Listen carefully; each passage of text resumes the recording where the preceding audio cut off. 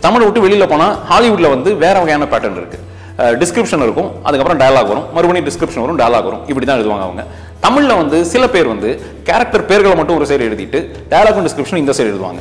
So இப்படி எதை தான் நம்ம ஃபாலோ பண்ணுறது? எந்த கதையை எழுதினாலும் அதுக்கு அடிப்படையாக ஒரு கரு இருக்கும்.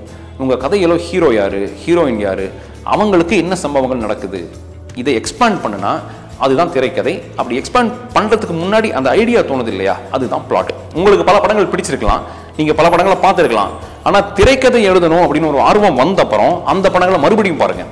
கபாலி படத்தில் என்ன நோக்கம்? மனைவியை தேடுறது தான் ஹீரோட நோக்கம். துப்பாக்கி படத்தில் என்ன நோக்கம்? இருக்கிற ஸ்லீப்பர் செல்ஸ் எல்லாம் பிடிச்சி அழிக்கணுங்கிறது நோக்கம். சரி, கில்லியில் என்ன நோக்கம்? ஒரு பொண்ணை வந்து மதுரையிலேருந்து காப்பாற்றிட்டு வரான், அந்த பொண்ணை பத்திரமா வெளிநாட்டுக்கு அனுப்பி வைக்கணும் அப்படிங்கிறது நோக்கம்.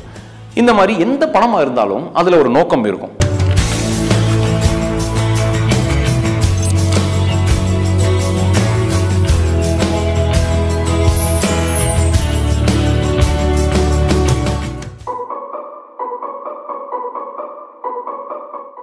சீன் அப்படின்னா என்ன? இப்போ நம்ம படத்தில் வர்ற கதாபாத்திரங்கள் ஏதோ ஒரு சம்பவத்துக்கு ரியாக்ட் பண்ணுவாங்க. அப்படி ரியாக்ட் பண்ணுறத சுவாரஸ்யமான முறையில் ஆடியன்ஸுக்கு சொல்கிறது தான் சீன். அதை எப்படி எழுதுறது? ஒரு காட்சியில் ஏதோ ஒன்று நடக்குது, ஒரு கதாபாத்திரம் ஏதோ ஒன்று செய்யுது, இல்லை பல கதாபாத்திரங்கள் சேர்ந்து ஏதோ ஒன்று செய்யுது, கதாபாத்திரங்கள் ரியாக்ட் பண்ணிக்குது ஒருத்தருக்கு ஒருத்தர், இல்லைன்னா கதை வந்து முன்னாடி போகுது. இந்த மாதிரி ஏதோ ஒன்று நடக்குது.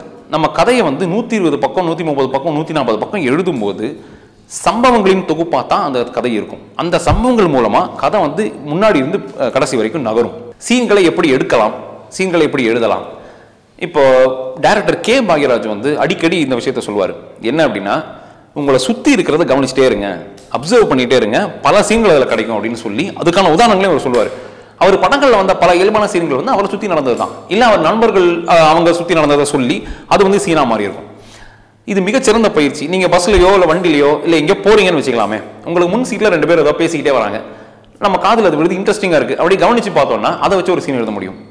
நீங்கள் ஏதோ ஒரு சந்தைக்கு போகிறீங்க, சந்தையில் உங்களை சுற்றி பல விஷயங்கள் நடக்குது, அதை அப்படி கவனிச்சுட்டே இருந்தீங்கன்னா அதுலேருந்து சில சீன்கள் வரும். வித்தியாசமான ஒரு ஆள் நடந்து வராரு, அவரை பார்த்தாலே வித்தியாசமாக இருக்குது, அதை வச்சு ஒரு கேரக்டர் உருவாக்க முடியும். நம்ம பக்கத்து வீட்டில் ஏதோ ஒரு பிரச்சனை நடக்குதுன்னு வைங்க, அந்த பிரச்சனையை வச்சு கூட ஒரு சீன் உருவாக்கலாம். இதனால சுற்றி நடக்கிறத கவனிச்சுட்டே இருக்கணும், அது ஒரு பயிற்சி. இதை கவனிச்சா மட்டும் பத்தாது, கவனிச்சு அதை எழுதி பார்க்கணும். அப்படி எழுதி பார்த்தா சீன்கள் எழுதுறது நமக்கு ஈஸியாக கை வந்துடும். பல நாட்கள் விடாமல் எழுதிக்கிட்டே இருந்தோம்னா இது ஈஸியாக பண்ண முடியும். ஆனால் இதில் இன்னொரு பிரச்சனை இருக்கு. இப்படி சுற்றி நடக்கிறத கவனிக்க ஆரம்பிச்சாச்சுன்னா எல்லாமே சினிமாவாக மாறிடும். இப்போ நம்ம இயல்பாக நம்ம செய்யறது கூட ஒரு சினிமாட்டிக்காக தான் யோசிக்க தோணும். அது வந்து முதல் சில நாட்கள் அப்படி இருக்கும், அதை நினச்சி பயந்துட வேண்டாம்.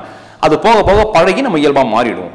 சரி, இது 2வது விஷயம். இப்படி ஒரு காட்சியை நம்ம எழுதுறோம், நம்ம ஒரு கதாபாத்திரத்தை விளக்குறதுக்காக ஒரு காட்சி எழுதுறோம்னு வச்சுங்க. நம்ம கதையை வரிசையாக எழுதிட்டு வரும்போது ஒவ்வொரு சீனாக எழுதிட்டு வரோம்.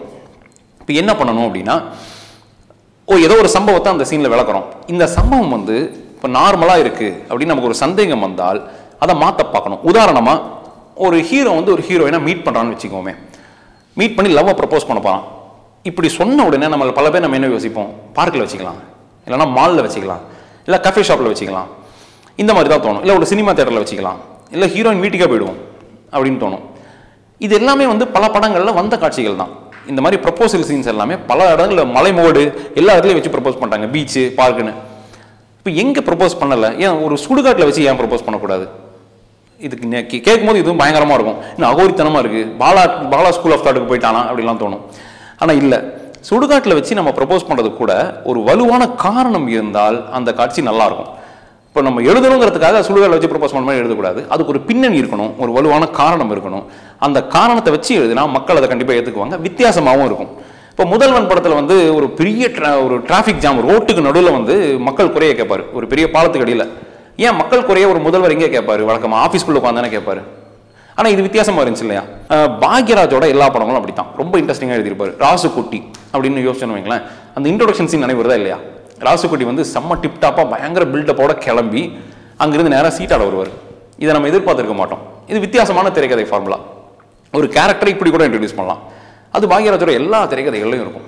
ஸோ இந்த மாதிரி ஒரு காட்சியை எடுத்துக்கிட்டு நம்ம கதையை அந்த காட்சியில் எப்படி சொல்லலாம், வழக்கமான முறையில் சொல்லலாமா இல்லை வித்தியாசமான முறையில் சொல்லலாமா, அப்படி வித்தியாசமாக சொன்னால் அது இன்ட்ரெஸ்டிங்காக இருக்குமா இருக்காதா அப்படிங்கிறத நம்ம நோட் பண்ணி வைக்கணும். அடுத்ததாக ஒரு காட்சியை வந்து எப்படி இம்ப்ரோவைஸ் பண்ணணும் அப்படின்னா, அந்த காட்சிக்கு உள்ள வர்ற கதாபாத்திரங்கள் எந்த மனநிலையில் உள்ள வருது அப்படிங்கிறது ரொம்ப முக்கியம். இப்போ ஒரு கதை ஹீரோ வரான், ஒரு காட்சிக்குள்ள ஒரு ஹீரோ வரான் அப்படின்னா அந்த ஹீரோ வந்து ரொம்ப கோபமா உள்ள வந்தான்னு வைங்களேன், அந்த காட்சியில இருக்கிறவங்கள அந்த கோபம் பாதிக்கிறதுக்கு நிறைய வாய்ப்புகள் இருக்கு. அவன் ஹீரோயின் கிட்ட கோபமா பேசி ஹீரோயின் அடிக்கலாம், இல்ல ஒரு ஹீரோயின் கோபமா உள்ள வந்து ஹீரோவை பிடிச்சி அடிக்கலாம், இல்ல ஒரு வில்லன் கோபமா உள்ள வந்தானா ஒருத்தன் கொன்றுவான், அப்படி வச்சுக்கலாம். ஸோ இந்த மூடு மனநிலை வந்து அந்த கதாபாத்திரங்களை எப்படி பாதிக்குது அப்படிங்கிறது ரொம்ப முக்கியம். ஸோ இதுக்கு முந்தின காட்சியில அந்த கேரக்டர்ஸ் எந்த மனநிலையில் இருந்தாங்க அப்படிங்கிறது ரொம்ப ரொம்ப முக்கியம்.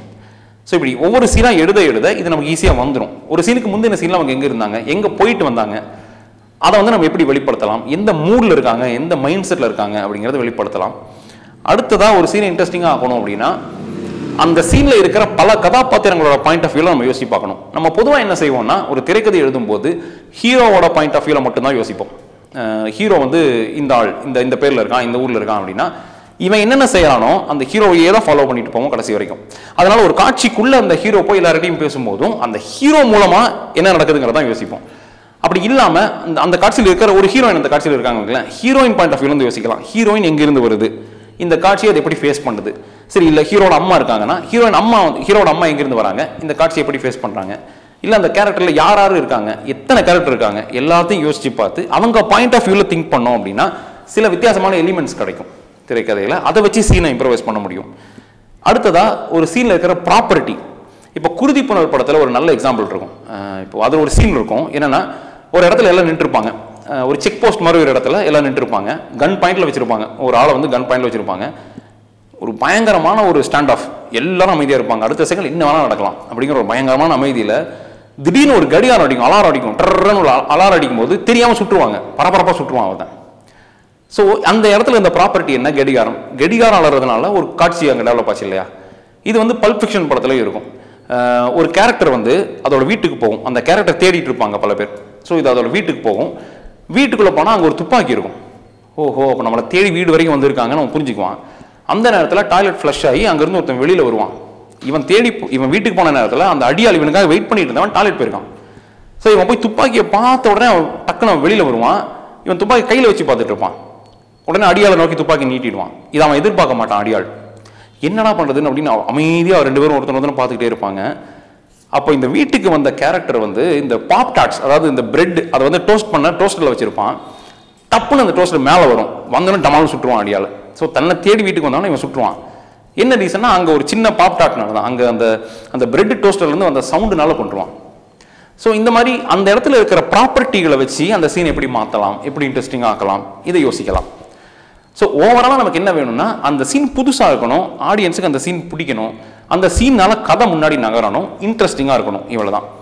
இது இப்போ நான் சொல்லும்போது ரொம்ப கஷ்டமான விஷயமா இருக்கலாம், ஆனால் சிறுக சிறுக நீங்கள் எழுதி பார்த்தீங்கன்னா இது கொஞ்சம் ஈஸியாக மாறிடும், ஒரு திரைக்கதையை முடிக்க முடியும். சீன்கள் பற்றி பேசணும். இப்போ அடுத்தது சீக்வன்ஸ் அப்படின்னு இன்னொரு விஷயம் இருக்கு. சீக்வன்ஸ்ங்கிற பேர் கிட்டதும் பதறிடாதீங்க, அது ஒன்றுமே கிடையாது. சீன்களோட கலவை தான் சீக்வன்ஸ். இப்போ ஒரு 4-5 சீன், 2-3 சீன் அப்படின்னு எழுதிக்கிட்டு அதை ஒன்று சேர்த்து ஒரு காட்சியை, ஒரு விஷயத்தை காமிச்சோம்னா அதுதான் சீக்வன்ஸ். அதுக்கு ஒரு சின்ன டெஃபினேஷன் இருக்கு. என்னன்னா ஒரு சீக்வன்ஸுக்கு ஆரம்பம், நடுப்பகுதி, முடிவு இருக்கணும், அந்த சீக்வன்ஸுக்கு ஒரு பர்பஸ் இருக்கணும் அப்படிங்கிற ஒரு டெஃபினேஷன் இருக்கு. இப்போ உதாரணமாக நீங்கள் ஒரு கதை எழுதுறீங்கன்னு வச்சுங்க, அந்த கதையில் வந்து ஒரு பேங்கை வந்து கொள்ளையடிக்கிறாங்கன்னு வச்சுக்கலாம், சில பேர் சேர்ந்து ஒரு பேங்கை கொள்ளையடிக்கிறாங்கன்னு வச்சுக்கலாம். இதை ஒரே ஒரு சீன்லையும் காட்ட முடியும், ஒரு சீக்வன்ஸாகவும் காட்டலாம். என்னன்னா சீக்வன்ஸ் எப்படி ஆரம்பிக்கும் அப்படின்னா இவங்க எல்லாம் சேர்ந்து அந்த பேங்கை திருடுறதை பற்றி ஒரு மீட்டிங் போடுவாங்க, ஏதோ ஒரு இடத்துல உட்காந்து பேசுகிறாங்க, ஒரு பிளான் ரெடி பண்ணுறாங்கிறது ஆரம்பம்.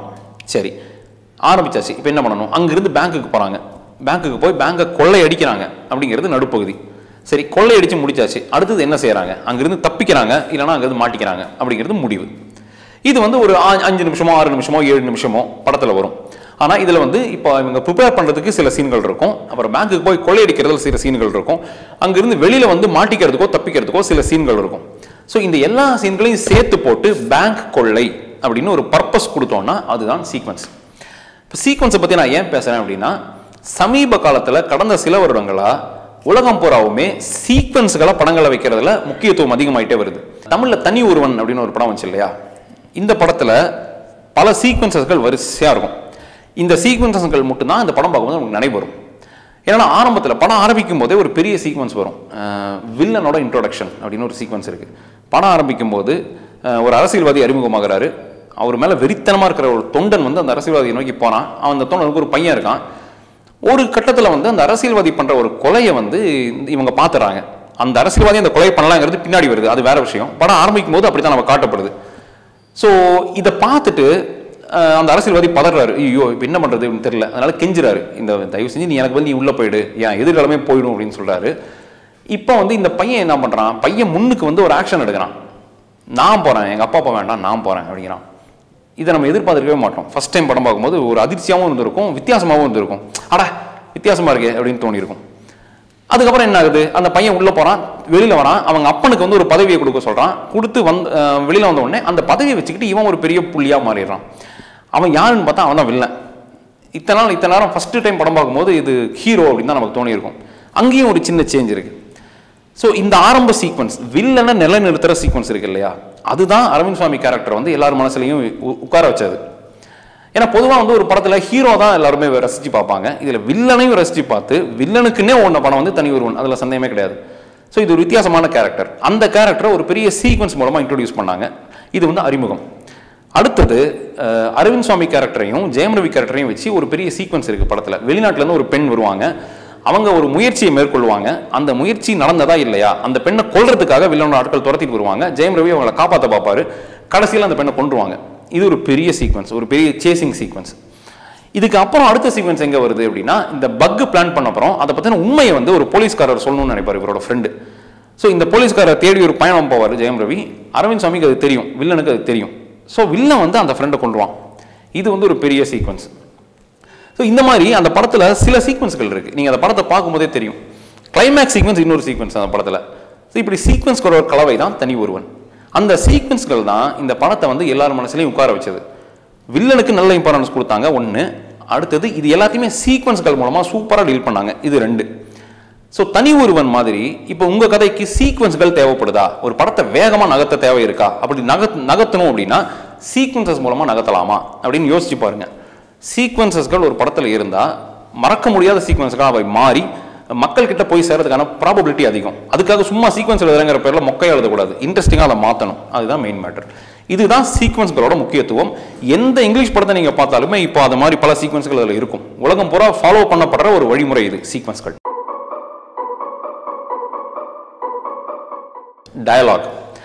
டயலாக்னா என்ன? பல பேருக்கு டயலாக் வந்து கொஞ்சம் சிக்கலாக தான் இருக்கும். இன்னைக்கு வரைக்கும் எனக்கு தெரியும், திரைக்கதையை நம்ம ஒன்று எழுதி முடிச்சா கூட இந்த கதாபாத்திரங்கள் பேசுகிற விஷயங்கள் வந்து ரொம்ப நார்மலாக தான் இருக்கும், புதுசாக இருக்காது. அது எங்கேயோ ஏற்கனவே பல படங்களை பார்த்த மாதிரியே ஒரு ஃபீல் வேற கொடுக்கும். ஸோ டயலாக் அப்படிங்கிறது ரொம்ப ரொம்ப முக்கியம் ஒரு திரைக்கதைக்கு. ஏன்னா டயலாக் மூலமாக தான் கதையை நம்ம சொல்ல முடியும், கேரக்டரோட எமோஷன்ஸை கன்வே பண்ண முடியும், ஒரு இடத்துலேருந்து இன்னொரு இடத்துக்கு கதையை நகர்த்த முடியும். விஷுவலாக காமிக்க முடியாத சில விஷயங்களை டயலாக் மூலமாக சொல்லிடலாம். அதனால திரைக்கதை இன்னும் ஃபாஸ்ட்டாக மாறும், இன்னும் காம்பேக்டாக மாறும். நான் ஏற்கனவே சொன்னேன்ல, கேரக்டர்ஸ் பற்றி சொல்லியிருக்கேன். இந்த கேரக்டர்ஸை வந்து நீங்கள் கிளியராக டிஃபைன் பண்ண இந்த கேரக்டர் எப்படி பேசும் அப்படின்னு ஒரு பேட்டர்ன் உங்கள் மனசில் டிஃபைனாக இருக்கும். உதாரணமாக இப்போது ஜெமினி படத்தில் வந்து வர விக்ரம் வந்து எப்படி பேசுவார், தைரியமாக பேசுவார், கவலையப்படாமல் பேசுவார். அதுவே காசி படத்தில் வர விக்ரம் எப்படி பேசுவார், தயங்கி பேசுவார். அவரால் வெளிப்படையாக பேசவே முடியாது. அவர் ரொம்ப வந்து ஒரு இன்ட்ராவர்ட்டான ஒரு கேரக்டர். ஸோ இப்படி ஒவ்வொரு கேரக்டரும் எப்படி பேசுது, உங்களுக்கு பிடிச்ச படங்கள் இருக்கிற கேரக்டர்ஸ் எப்படி பேசுது, உங்கள் கதையில் இருக்கிற கேரக்டர் வந்து எப்படி பேசும் அப்படிங்கிறத நீங்கள் யோசிச்சு பார்க்கணும். அதுக்கு தான் அந்த கேரக்டர் ஸ்கெட்ச். நம்ம கேரக்டர் வந்து எந்த விதமான உணர்ச்சிகளை வெளிப்படுத்துது, மற்றவங்களோட எப்படி பழகுது, தன்னோடைய தனக்குள்ள எப்படி யோசிச்சு பார்க்குது, வெளி உலகத்துக்கும் இந்த கேரக்டருக்கும் இருக்கிற சம்பந்தம் என்ன இப்படிங்கிறது நமக்கு கிளியராக தெரிஞ்சிருந்தா இந்த கேரக்டரை வச்சு நம்ம எழுதுகிற டயலாக்குகள் போக போக போக போக இம்ப்ரவைஸ் ஆகிட்டே வந்து ஒரு ஸ்டேஜில் இந்த கேரக்டரே பேச ஆரம்பிக்கும். இந்த கேரக்டர் பேசுறத நம்ம ஜஸ்ட் கேட்டு அப்படியே எழுதுறது தான் டயலாக் அப்படிங்கிற ஒரு தெளிவு கிடைக்கும். இதை வந்து பெரிய பெரிய டைரக்டர்கள், டாரண்டினோ மாதிரி ஆட்கள்லாம் சொல்லியிருக்காங்க. அதில் இன்னொரு சின்ன டிப்ஸ் என்ன அப்படின்னா, இப்போ நீங்கள் திரைக்கதை எழுதியிருக்கீங்க, அதில் டயலாக்ஸ் எல்லாம் எழுதிட்டீங்க, அதில் கேரக்டர் பேரை மறைச்சிருங்க. ஒரு கேரக்டர் பேரை அப்படியே மறைச்சி பாருங்க, டயலாகை மட்டும் படித்து பாருங்க. எந்த டயலாக் எந்த கேரக்டர் பேசுது அப்படிங்கிறது உங்களுக்கு கிளியராக அப்பவும் தெரிஞ்சுது அப்படின்னா நீங்கள் வெற்றி அடைஞ்சிட்டீங்கன்னு அர்த்தம். நல்ல டயலாக் ரைட்டராக நீங்கள் வெற்றி அடைஞ்சிட்டீங்கன்னு அர்த்தம். ஏன்னா ஒவ்வொரு கேரக்டருக்கும் ஒரு பர்சனாலிட்டி இருக்கும், எல்லாரும் ஒரே மாதிரி பேச மாட்டாங்க இல்லையா. அந்த டயலாக்லேயே நம்ம வெளிப்படுத்திட்டோம்னா கேரக்டர் பேரே இல்லாமல் கூட டயலாக படிச்சா நமக்கு தெரியணும், எந்த கேரக்டர் எதை பேசுதுன்னு தெரியணும், அது தெரிஞ்சால் போதும். ஆனால் இப்படி சொல்கிறது ரொம்ப ஈஸி, செய்யறது ரொம்ப ரொம்ப கஷ்டம். ஏன்னா இது விடாமல் ப்ராக்டிஸ் பண்ணால் தான் ஈஸியாக வரும். அதுக்கு தான் சில பேர் என்ன செய்வாங்க, சில டயலாக் ரைட்டர்களை வேலைக்கு அமர்த்திக்கிட்டு டயலாகை மட்டும் அவங்களை எழுதி தர சொல்லி கேட்பாங்க. அதில் ஒன்றும் தப்பு இல்லை, நமக்கு எது கரெக்டாக வருதோ அதை கூட நம்ம செய்யலாம். ஆனால் முயற்சி பண்ணாமல் எனக்கு டயலாக் எழுத வராது நம்ம சொல்லக்கூடாது. கடுமையான முயற்சி செஞ்சு பார்க்கணும். அப்பவும் வரலை அப்படின்னா இது ஒரு சிக்கல் இருக்குன்னு சொல்லி வேறு யாராவது போகலாம் டயலாக்ஸ். ஸோ டயலாக்ஸுங்கிறது திரைக்கதையோட முக்கியமான பகுதி. அடுத்ததாக ஒரு முக்கியமான விஷயம் இருக்குது. என்னதான் இத்தனை விஷயங்களை ப்ராக்டிஸ் பண்ணி எழுதினாலும் உள்ளுக்குள்ளே நம்ம யார் அப்படின்னு ஒரு கேள்வி இருக்குது.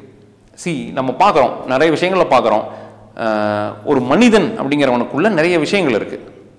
சில பேருக்கு வந்து அவங்க சாதி பெரிய விஷயமா இருக்கும், சில பேருக்கு வந்து அவங்க செய்கிற வேலை பெரிய விஷயமா இருக்கும், சில பேருக்கு அவங்க மதம் பெரிய விஷயமா இருக்கும்.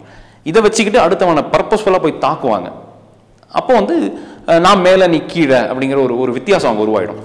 அப்படி இல்லாமல் யாருக்கும் எந்த பாதிப்பும் இல்லாமல் அந்த கதைக்காகவே, என் மனசில் இருக்கிற கதைக்காகவே தான் இந்த திரைக்கதை எழுதுறேன், இதை வச்சு நான் யாரையும் பாதிக்க மாட்டேன் அப்படிங்கிற மாதிரி ஒரு நல்ல மனிதனாக நீங்கள் முதல்ல இருந்தீங்க அப்படின்னா கண்டிப்பாக உங்கள் திரைக்கதை நல்லா தான் வரும். ஸோ நம்ம நல்ல மனிதனாக இருந்தால் நம்ம திரைக்கதை நல்லபடியாக வரும். இது முக்கியமான விஷயம். இப்போ நம்ம திரைக்கதை பற்றி பார்த்த எல்லாமே குட்டி குட்டி இன்ட்ரோடக்ஷன்ஸ் தான். இந்த ஒன்றுலையுமே ரொம்ப டீட்டெயிலான விஷயங்கள் நிறைய இருக்குது.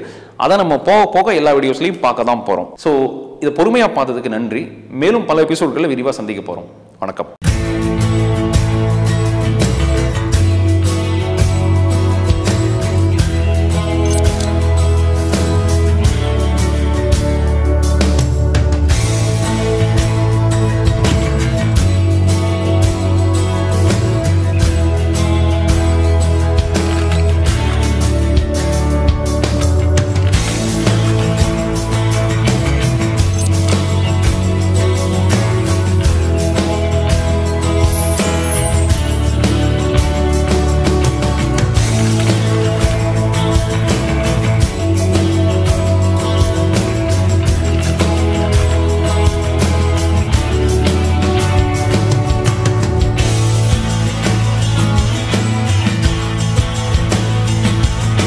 இந்தியா கிளிட்ஸ் வந்து இப்போ ஆன்லைனில் ஸ்க்ரீன் ப்ளே பற்றியான இந்த கருந்தேல் ராஜா செய்யக்கூடிய அந்த கிளாஸ் ஏற்பாடு பண்ணி ரொம்ப முக்கியமான விஷயம் நினைக்கிறேன். ஏன்னா சினிமாங்கிறது டெமோக்ராட்டிக் மீடியம்.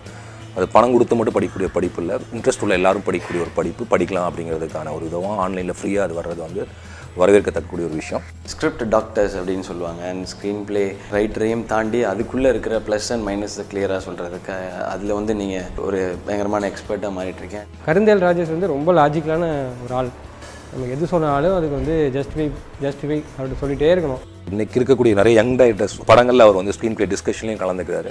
ஸோ அவருக்கு ஒரு ப்ராக்டிக்கல் எக்ஸ்பீரியன்ஸ் இருக்குது. அப்புறம் ஒரு புத்தகங்கள் படித்த ஒரு அனுபவம் இருக்குது. ஸோ அவருடைய வகுப்புகள் வந்து உங்களுக்கு கண்டிப்பாக பயன்படும் நினைக்கிறேன். கருந்தேல் ராஜேஷ்ன்ற டேக்கில் தான் இருப்பாங்க. ராஜேஷ் உங்களுக்கு பெஸ்ட் விஷஸ். உங்கள் மூலமாக இன்னும் நிறைய சூப்பர் ஸ்க்ரீன் ப்ளே ரைட்டர்ஸ் வரட்டும். அது இன்றைக்கி நிறையவே தேவை. வாய்ப்பு கிடைச்சவங்க வந்து இந்த ப்ரோக்ராம் மிஸ் பண்ணாமல் பாருங்கள். இது வந்து நிச்சயம் ஒரு நல்ல ப்ரோக்ராமாக இருக்கும்.